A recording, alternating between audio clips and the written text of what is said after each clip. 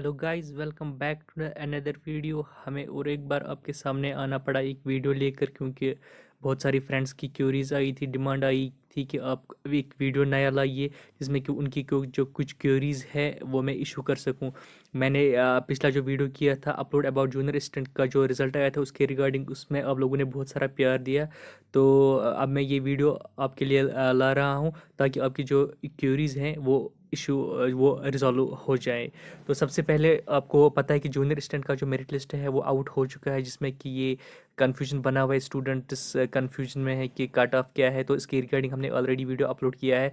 लेकिन अब जो मसला नया उभर कर आ रहा है कि ये जो लिस्ट है अबाउट 55,000 पेज पर कंपाइल हुआ था, आइटम वाइज हर एक आइटम का अलग एक ये लिस्ट था। तो इस वजह से बहुत सारे स्टूडेंट्स की जो क्वेरी है, सबसे पहले कि वो कह रहे हैं कि उनके आइटम नंबर्स कुछ मिसिंग है। अब दूसरा जो इशू सामने आ रहा है वो ये है कि बहुत सारे स्टूडेंट्स कह रहे हैं कि हम कोर्ट को कि ये कोर्ट केस करेंगे। वो क्यों, किसके रिगार्डिंग है वो? जो 20 शिफ्ट वाले हैं वो कह रहे हैं कि हमारा जो मार्क्स है वो बहुत सारा 5-6 मार्क्स रिड्यूस हो रहा है, तो उसके रिगार्डिंग कोर्ट केस। तो और जो नॉर्मलाइजेशन का इशू इसने एसएसबी ने अडॉप्ट किया, उसके रिगार्डिंग भी इस वीडियो में आपको इन्फॉर्मेशन मिलेगी। एंड मोस्ट इंपॉर्टेंट, जो फाइनेंस अकाउंट असिस्टेंट की जो रिवाइज्ड की है, जो एक नई से और आने वाली है, तो उसके रिगार्डिंग भी मैं कुछ आपको कुछ इन्फॉर्मेशन दूंगा। तो आप वीडियो को एंड तक ज़रूर देखें। देखिए फ्रेंड्स, सबसे पहले हम बात करें कि मिसिंग आइटम नंबर्स की। जब से कल रिज़ल्ट आया तो सबसे पहले स्टूडेंट्स देख रहे थे, कन्फ्यूजन में थे। उसके बाद उन्होंने ये बहुत सारे स्टूडेंट्स ये कह रहे थे कि उनके कुछ आइटम नंबर्स मिसिंग थे।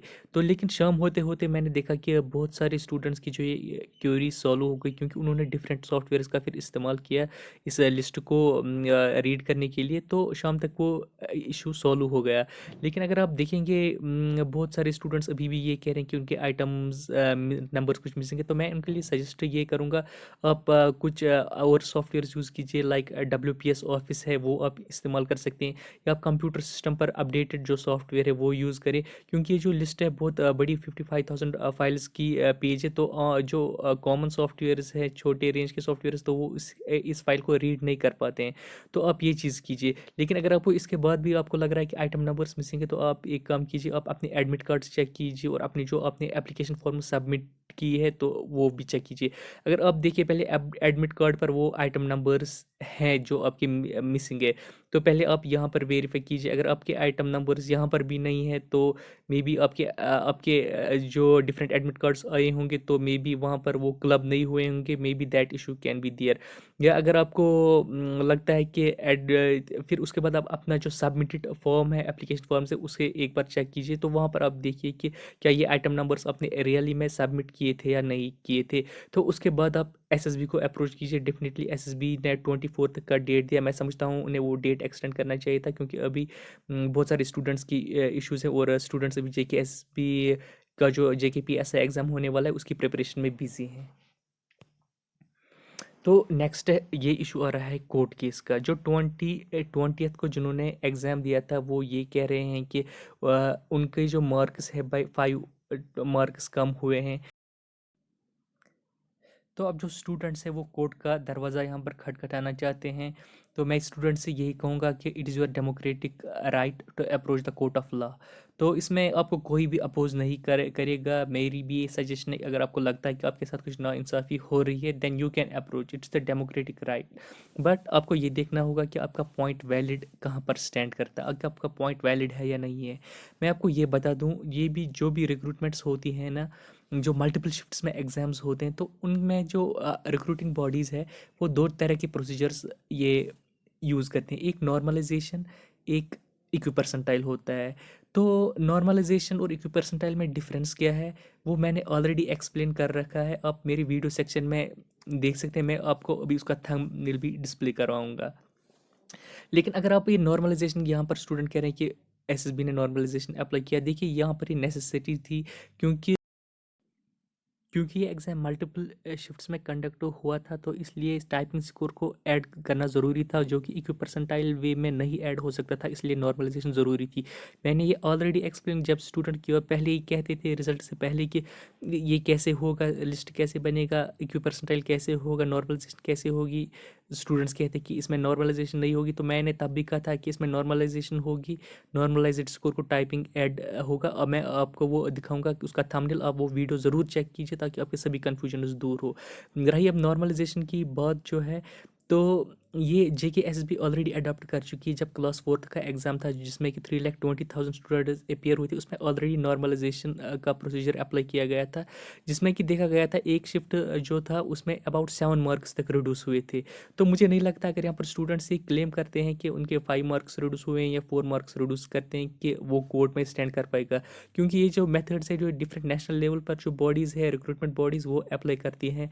तो आप ये कैसे कह सकते हैं कि मेरे ख्याल से ये अप्रोप्रिएट नहीं होगा, वैलिड रीज़न नहीं होगा अगर आप इस मामले में कोर्ट का दरवाज़ा खटखटाएंगे, क्योंकि विद इन 2 और 3 हियरिंग्स कोर्ट इस केस को डिसमिस कर देगा, in the favour of SSB decision जाएगा। नाउ ये जो मैं इस वक्त डिस्प्ले करवा रहा हूँ, ये वो थंबनेल है, आप ये वीडियो ज़रूर देखिए। मैंने ऑलरेडी इसमें दिखाया है कि नॉर्मलाइजेशन इसमें कैसे होगी, टाइपिंग स्कोर कैसे ऐड होगा। तो ये आप ज़रूर ये वीडियो देखेंगे। इस वीडियो में मैंने ये भी एक्सप्लेन किया है कि नॉर्मलाइजेशन और इक्वी परसेंटाइल इनमें डिफरेंस क्या है। आप ये वीडियो ज़रूर देखिए मेरे वीडियो सेक्शन में, ताकि आपके तमाम क्यूरीज जो हैं इस रिगार्डिंग वो रिजॉल्व हो जाएंगी। नेक्स्ट जो अपडेट है about the finance account assistant की, जो आपने देखी अभी कुछ ही दिनों पहले रिवाइज की आई, लेकिन उसमें और एक ये इशू बन रहा है कि मैथ सेक्शन में 2 क्वेश्चन हैं।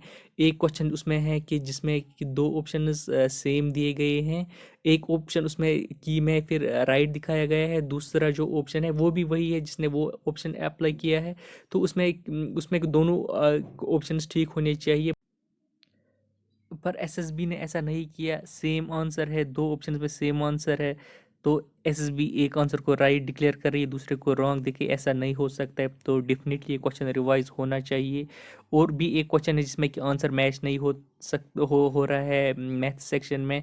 तो मुझे लगता है इन 2 क्वेश्चन को एसएसबी को और संज्ञान लेना चाहिए, क्योंकि वंस अगर एसएसबी ऐसे ही मेरिट लिस्ट आउट करती है तो एट द लास्ट स्टेज ये कोर्ट में फिर एंड पर बहुत 0.1 या 1 मार्क से मिस कर रहे होंगे, वो डेफिनेटली इस चीज़ को लेकर एंड पर कोर्ट में जाएंगे। तो ये रिक्रूटमेंट फिर कोर्ट में घसीट दी जाएगी। Then it's necessary for the SB to वो एक बार फिर इस चीज़ को देखिए, क्योंकि सब ऑडिटर में भी ऐसा ही हुआ था, 2-3 बार की रिवाइज हुई थी।